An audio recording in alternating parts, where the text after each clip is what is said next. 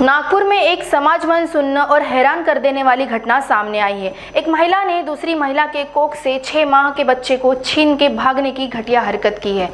ये घटना है नागपुर रेलवे स्टेशन की, जहां तड़के सुबह एक महिला ने प्लेटफॉर्म से एक 6 माह के बच्चे का अपहरण कर इस घटना को अंजाम दिया है, जिसकी सूचना लोहमार्ग पुलिस को लगते ही 24 घंटे के भीतर शिशु को सकुशल ढूंढ के अपहरणकर्ता महिला को गिरफ्तार कर लिया।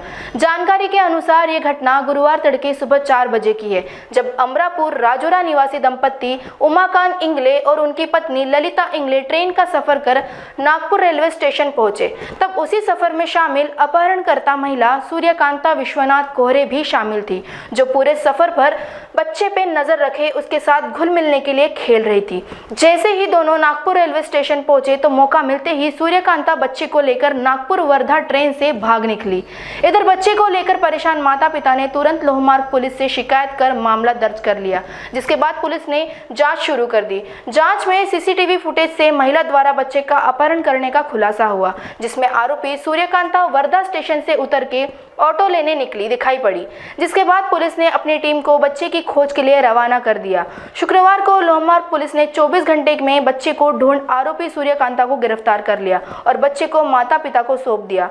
बच्चे को वापस तुरंत पाकर मां की आंखों में आंसू आ गए। इस मामले की जानकारी रेलवे पुलिस उपाधीक्षक पांडुरंग सोनावणे इन्होंने दी। आइए जानते इन्होंने क्या कहा। याच्यामध्ये आमच्याकडे काल 11/7/24 ला अपराध क्रमांक 791/24 नवीन कायद्याचे जे कलम आहे 137(2) भारतीय न्याय संहिता हा गुन्हा दाखल झाला होता। याच्यामधली हकीकत अशी आहे की जे आरोपी महिला आहे ती आणि फिर्यादी जी आहे, फिर्यादी आहे उमाकांत अशोक इंगळे, हा 30 वर्षाचा इसम वरुडकडून नागपूरसाठी ते प्रवास करत होते ट्रेननी आणि त्यांना आरोपी महिला जी आहे तिचं नाव आहे सूर्यकांता विश्वनाथ कोहरे, वय 40 वर्ष, मूळची राहणारी आहे मुलताईची, जिल्हा बैतूल मध्य प्रदेश, आणि सध्या ती नरखेड वरुड जवळ राहते। उसला नावाचं छोटंसं गाव आहे, त्या गावामध्ये। तर ही बाई आणि फिर्यादी जी आहे उमाकांत इंगळे यांची भेट बडनेराला ट्रेन मध्ये झाली। बुधवारी ते प्रवास करत होते। प्रवास करताना ते बडनेरावरून नागपूरला आले। नागपूरला आल्यानंतर इथं प्लॅटफॉर्मवर त्यांनी 1:45 वाजता पोहोचले आणि 3 वाजता थोडासा समोसा वगैरे असे नाश्ता वगैरे केला आणि 4 वाजता जे फिर्यादी कुटुंब आहे ते झोपलं। त्यांच्यासोबत आणखी एक 4-5 वर्षाचं त्यांचं एक छोटंसं मूल होतं आणि हे जे 6 महिन्याचं बाळ आहे या बाळाचं नाव राम आहे ते होतं। आणि हे सगळं कुटुंब झोपल्यानंतर जे आरोपी महिला आहे तिनं या सगळ्याची नजर चुकून सकाळी 7:30 किंवा 7:15च्या आसपास या छोट्या बाळाला रामला उचललं आणि ती रेल्वे स्टेशनच्या बाहेर पडली किंवा गायब झाली कुठून तरी। आणि मग जेव्हा हे सकाळी 7:30 पावणे 8ला उठले कुटुंब, यांना दिसलं की आपलं बाळ नाहीये। मग त्यांनी शोधाशोध केली आणि साधारणतः 9-9:30च्या आसपास ते पोलीस स्टेशनला आले। ठाणेदार मॅडम होत्या, काशीद मॅडम, त्यांची भेट झाली। त्यांनी हकीकत सांगितली। आम्ही ताबडतोब त्यांनी वरिष्ठांना आम्हाला SP साहेबांना माहिती दिली आणि त्याच्यानुसार आम्ही सर्व सूत्र हलवण्यात आली। सगळ्यात महत्त्वाची बाब अशी होती की अनेक वेळेला आम्हाला CCTV फुटेजमध्ये ह्या अनेक मोमेंट दिसतात, पण हे बाळ उचलताना याच्यामध्ये आम्हाला एक चॅलेंज असं निर्माण झालं का या बाईनं जे बाळ पिकअप करताना CCTV फुटेजच्या कव्हर खाली ती आली नाही। बिलकुल CCTV फुटेजचा कॅमेरा त्याच्याच खाली असल्यामुळे ते कव्हर नव्हतं झालं।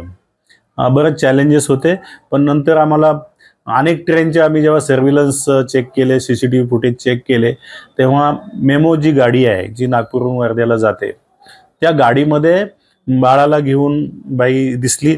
तिचे जे काही फुटेज आम्ही मग फिर्यादीला दाखवले होते, फिर्यादीने ओळखले की हा हीच बाई होती सोबत आणि हेच मूल आहे म्हणून।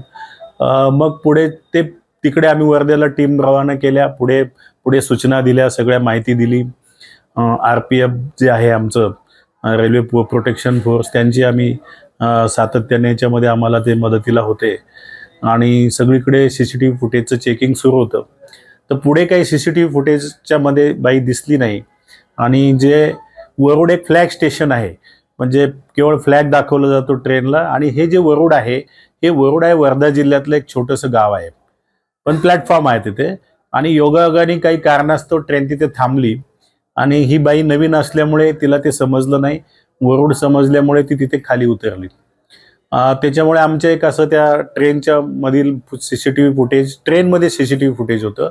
म्हणजे ट्रेनमध्ये असलेल्या कॅमेऱ्याचा या इन्व्हेस्टिगेशनमध्ये सगळ्यात जास्त फायदा जर कशाचा झाला असेल तर CCTV फुटेज, कॅमेरा, CCTV हे ट्रेनमध्ये असल्याचा फायदा झाला. ट्रेनमध्ये जर CCTV राहिले तर अनेक असे गुन्हे उघडकीस फार लवकर येऊ शकतात. हे या गुन्ह्याच्या तपासात आम्ही सांगू शकतो. मग आम्ही त्याच्यावरून त्या ट्रेनचं जे टायमिंग आहे CCTV फुटेज त्याच्यावरून की आम्हाला हे लक्षात आलं की 9:34 वाजता ती बाई तिथून तिची मुवमेंट झाली, ती निघल्याची. तर 9:34ला त्या वरुड गावाजवळ ट्रेन थांबली होती योगायोगाने आणि तिथे ती उतरली. मग आमच्या ज्या बाकीकडच्या टीम होत्या त्यातली एक टीम पटकनी वरुड गावामध्ये मुवमेंट केली तिने आणि चौकशी करायला सुरुवात केली. तर तिथे या बाईनं काही लोकांकडून पैसे घेतले. निष्पन्न झालं की नवरा मारहाण करतो आणि मी 5-6 दिवस उपाशी आहे, बाळाला काहीच खायला प्यायला नाही, अशी स्टोरी तिनं सांगितली आणि 3-4 लोकांनी तिला पैसेही दिले, हे निष्पन्न झालं. मग तिथे तिने एका इस्माला अशी रिक्वेस्ट केली की मला फोन करायचा आहे. त्याच्यावरून तिनं त्या इस्माच्या फोनवरून कॉल केला आपल्या संबंधित त्याच्याकडे आणि तिनं आपलं ज्या ठिकाणचं ठिकाण आहे वगैरे ते सांगितलं. तेथील लोकांनी तिला पैसे देऊन माणुसकीच्या भावनेतून तिला गाडी वरुडला त्या वरुडला कसं जायचा हा मार्ग सांगितला, ST बस सांगितली आणि तिला तिथून ती गेली. आमची टीम त्या इस्माजवळ पोहोचल्यानंतर आम्ही त्यांनाच फोन करायला लावला त्या समोरच्या त्या फोनवर की ही पोहोचली की काय. त्यांनी चौकशी केली तर ती स्वतःच बोलली की हो मी आता व्यवस्थित पोहोचलेली आहे आणि तिने त्यांना धन्यवाद वगैरे दिले. तो क्ल्यू आम्हाला मिळाला. मग ते जे लोकेशन आम्ही परत काढलं तांत्रिक तपासाने, तर ते जे छोटंसं गाव आहे पुसला, जे आपल्या नरखेड जवळच्या वरुड जवळ येतं, तिथे लोकेशन मिळालं. तिथे आमची टीम पोहोचली. तिथे सदर आरोपी जी महिला आहे ती आणि हे जे बाळ आहे ते आमच्या टीमला भेटलं, तपाशी टीमला, आणि मग ते बाळाला घेऊन आता इथे ते पोहोचलेले आहेत. आता जस्ट बाळाला आणलेलं आहे, आरोपीला आणलेलं आहे. ते आम्ही चौकशी करून पुढे नेमकं तिचा उद्देश काय होता, तिला स्वतःला ठेवायचं होतं की त्याच्या मागे काही मानव तस्करीचा भाग आहे, त्याच्या मागे आणखी काही आहे का. ती जे सध्याचं जे हे आहे याच्यामध्ये सध्या तरी ती इथे एकटीच आहे. सगळ्या सिनेरो जो आहे तिच्या गावापर्यंत पोहोचेपर्यंत तिच्या सोबत कुणी नव्हतं. त्याच्यामुळे पण हे आपण जे म्हणतो तशी काही शक्यता आत्ताच नाकारता येत नाही किंवा त्याला काही सांगता येत नाही. हा एक पुढील तपासाचा आमचा एक फार महत्त्वाचा भाग आहे आणि आम्ही नक्की त्याच्यामध्ये सखोल चौकशी करणार आहोत. कॅमेरा पर्सन अविनाश तोतड़े के साथ आकांक्षा भागे की रिपोर्ट. ड्रीम होम्स इंफ्रा आपके लिए लेकर आए हैं पहली बार माना डोंगरी से केवल 5 मिनट की दूरी पर कम लागत वाला लेआउट। उज्जवल भविष्य के लिए आज ही बुक करें, सस्ते रेट पर प्लॉट्स बुक करें। NHP सैंक्शन लेआउट 899 रुपए पर स्क्वायर फीट। मौजा खैरी पन्ना से Wanadongri dental college 1.5 kilometre के पास उपलब्ध है। इस प्लॉट्स में YCC college 3 kilometre, Shalinitai Meghe multiple hospital 3 kilometre, D Mart 4 kilometre के अंतराल पर है। आउट रिंग रोड से आधा किलोमीटर पर हमारे प्लॉट्स बेचने के लिए उपलब्ध है। 20% डाउन पेमेंट, 80% बैंक फाइनेंस 1800 रुपए पर स्क्वायर फीट में उपलब्ध है। मौजा वाना डोंगरी डेंटल कॉलेज 1.5 किलोमीटर के पास स्थित है। YCC कॉलेज से 700 मीटर के अंदर यह प्लॉट्स उपलब्ध है। शालिनीताई मेघे मल्टीपल हॉस्पिटल 700 मीटर की दूरी पर स्थित है। डी मार्ट 1.5 किलोमीटर नजदीक है। आउट रिंग रोड 1 किलोमीटर की दूरी पर है। 30% डाउन पेमेंट के साथ 70% बैंक फाइनेंस भी उपलब्ध। रेरा अप्रूवल, सभी लेआउट सैंक्शन। तो जल्दी करें, ये मौका हाथ से छूट न जाए। अपने मकान को घर बनाए। कोई भी प्लॉट्स बुक करने पर ई व्हीकल बाइक फ्री। हमें संपर्क करें 7387317940 और 7972186762 और 7249598807। हमारा पता साठवणे लेआउट, संगम रोड, वानाडोंगरी, नागपुर।